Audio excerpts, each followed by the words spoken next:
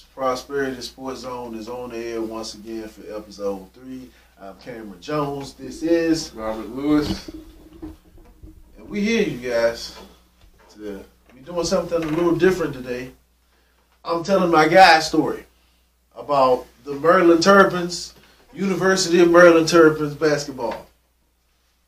You are from Maryland, correct? Oh, yes. I am also from Maryland. Did you watch the Terrapins growing up?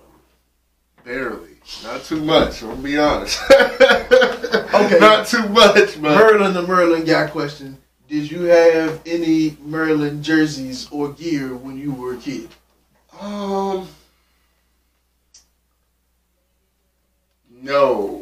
No, I did not. I feel that, man. Me, I remember my first piece like it was yesterday. I was 4 years old and my grandmama got me a Terrapins hat. You want to know how I lost that? How? I went on a water slide at Busch Gardens. And the water slide went so fast my hat went. And you can never find that thing. I cried for 3 days straight. See, I'm the reverse of you guys.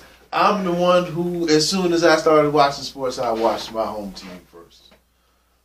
However, by the time I started watching TV, it wasn't a whole lot to watch. So I want to get into the story of the Terrapins, or all the great things, not so great things, that we missed because we were born the year that we were born. I'm a late 90s baby, 98. So just barely squeezing in there. But we're going to talk about the beginning, the middle, the end, and the present. The Terrapins. For all my Maryland folks who do not watch the Terrapins, get prepared to learn. So we're going to start in 1904, briefly. They were doing intramurals only. College sports wasn't really a thing. 1930s rolled around. It's still the same thing, but the participation has been greatly increased amongst the schools in a certain conference. So, the ACC, now what we know today, the ACCs, the Big Tens, Pac-10s, all that good stuff, all of that came in formation from participation in certain regions and areas of college students wanting to play competitive sports. So when all that came about, they put us in the ACC with, all the ACC teams that are there today, because that was the original grouping of college student participation in professional sports. So fast forward, the NCAA is now launched in full effect of teams are being competitive. You can also receive scholarships, things of that nature. So this is in 1953-ish. We get the first actual head coach is Coach Milliken. All right, Coach Milliken, and he serves as an assistant under another legendary coach who I want to say he was in Westminster, UN, or Westchester, one or the other. I can't quite remember because he had a lengthy career. He was one of the first coaches to have he was one of the first coaches in the NCAA. He had a lengthy career. This coach that we had, our first head coach in Maryland in 1953, came up under him. To make a long story short, when the ACC was formed, it included us, and then they went sub 500 in the first couple of years. But in 1953, 7 straight winning seasons. So now that's our first ever bright spots. We're going places, and now the program is beginning to grow because that's 7 straight years of winning after they just pretty much exist at this point, right? So there are marquee things that happen. So their first time ever being ranked, they had to beat George Washington University at the time, which is also in that conference, and they were 7th in the nation at the time. You know what I mean? So this is all the beginning stages, the founding stages of rankings, of college rankings, and how this stuff's working. So that's where we fell in line. This is also known as the Gene Shue era. You ever heard of Gene Shue? Gene Shue? No. Gene Shue is a shooting guard / small forward who went to the University of Maryland for 3 years in the 50s. All right. Gene Shue was the leading scorer his last 2 years, and he went 3rd overall in the NBA draft. Oh, man. 1955, 56. Okay. Wow. And he was one of the first guys to be a top pick from my program. So, not bad, right? From the beginning stages, let's keep the thing rolling, keep the story going. Keep going. Keep going.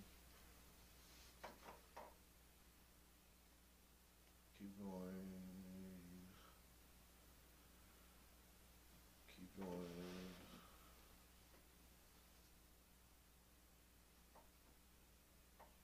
Okay, so now we're going to fast forward. So they're going to continue to be competitive and have a little bit of success here and there. And they get a few tournament invites. I think they had 2 wins up until this point in the tournament. ACC was actually a really tough conference during this time because they're like one of the founding conferences of high competitive college basketball. Especially in North Carolina. North Carolina is like killing it during this time. The whole state, every school in that state is killing it.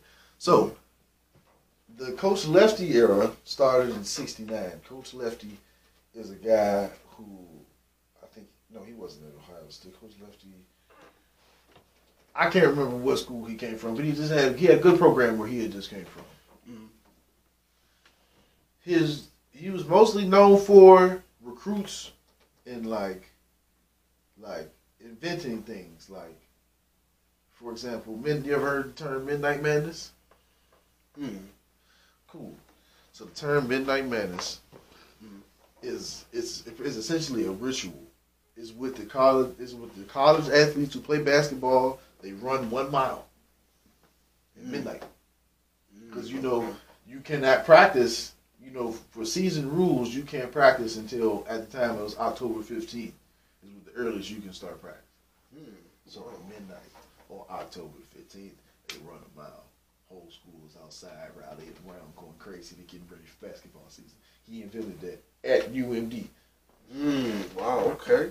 You know what I'm saying? So, his recruiting, next level in terms of our program, we've seen a lot of great recruiters and a lot of different sports in college. Like, for example, in football, Nick Saban is an amazing recruiter. He gets the best and the best every time, and he's been doing it longer than we've been alive. Well, here in Maryland, we haven't quite experienced anything like that, but back in these days, they can relate a little bit.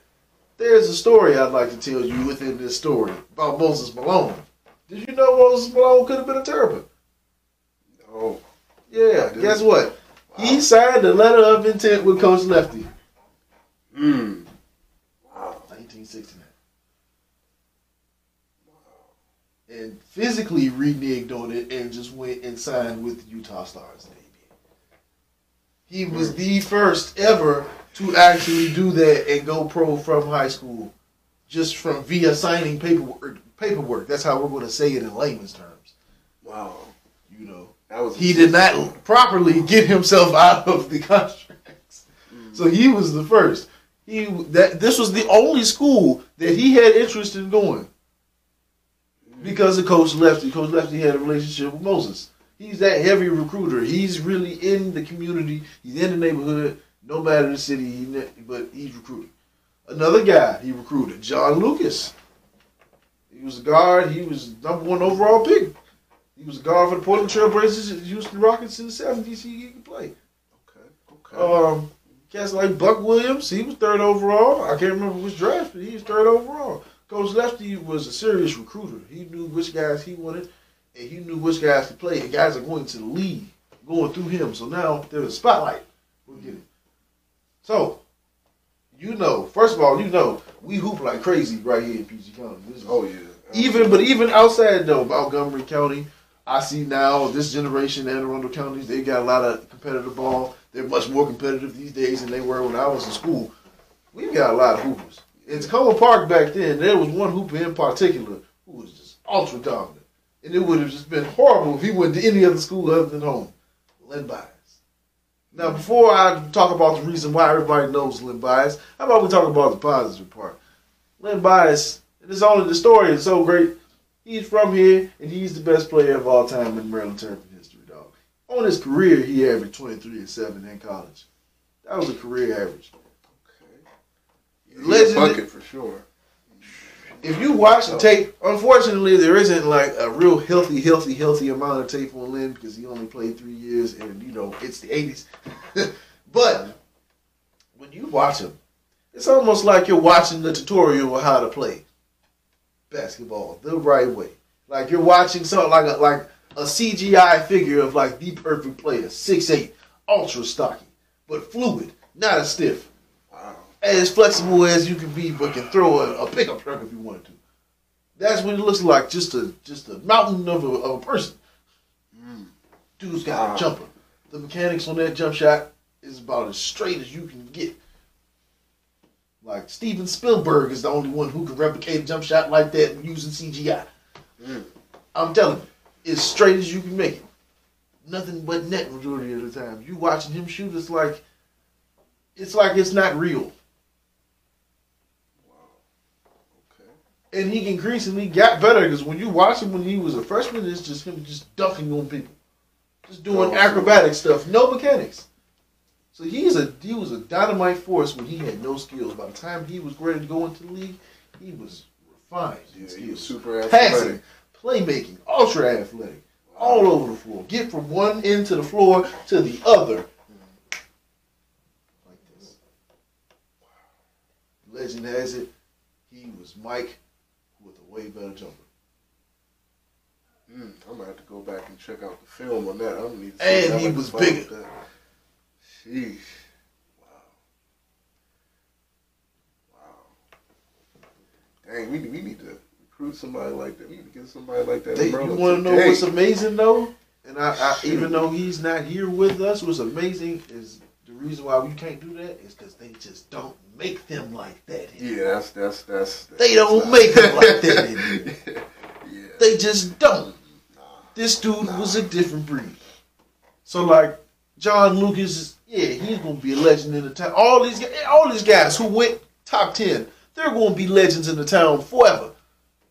But not like this guy. This guy was. I wasn't even there.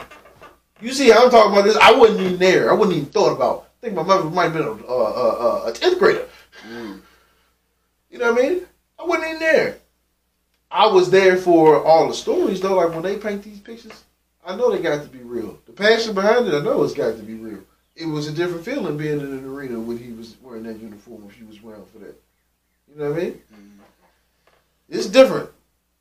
Obviously, he in the 84 draft, he goes into the draft. He goes number 2 overall. Some days after he has a cocaine-induced heart attack and passes away. The school, in regards to the school, the face card of the school and the face card of where they stood within the NCAA did not look very well. And it made it hard to keep the recruiting that they had been enjoying for so many years. It made it very difficult to keep that going. When you got a guy like, when Mike is next to him is Mike Limbias. Think about it if Michael Jordan passed away. UNC would have a hard time continuing to gather all of these 4- and 5-star guys at ease, like as they had been doing, because it's just bad publicity and it's not a good situation. It puts a bad taste in people's mouth. So, got to work through it.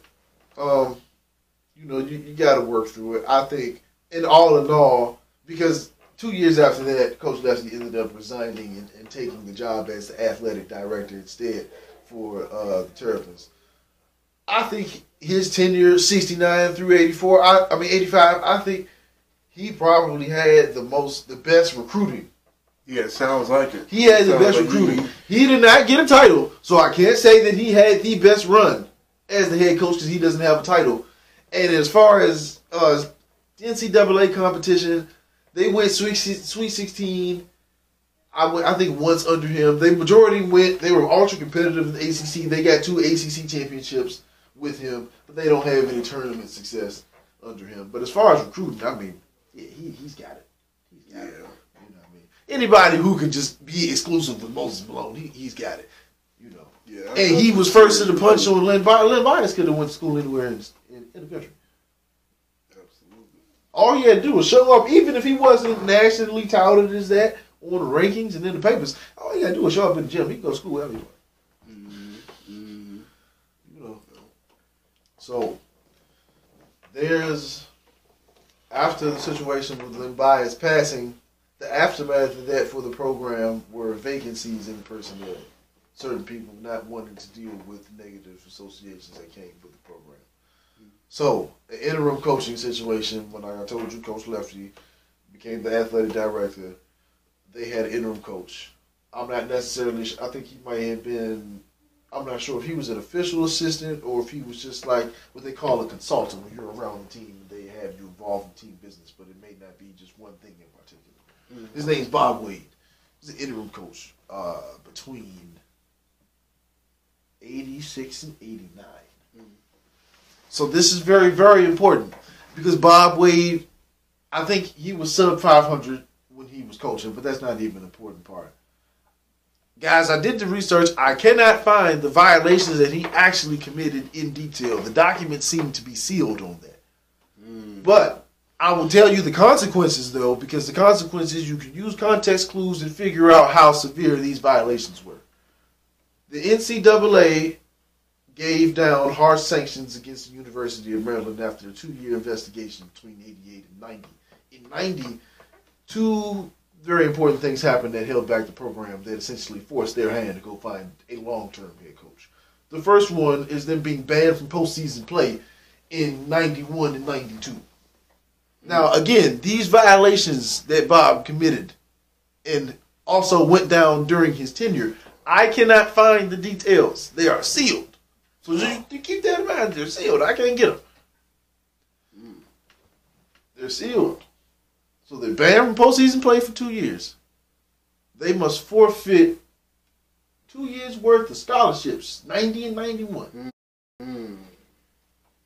So now it's not even a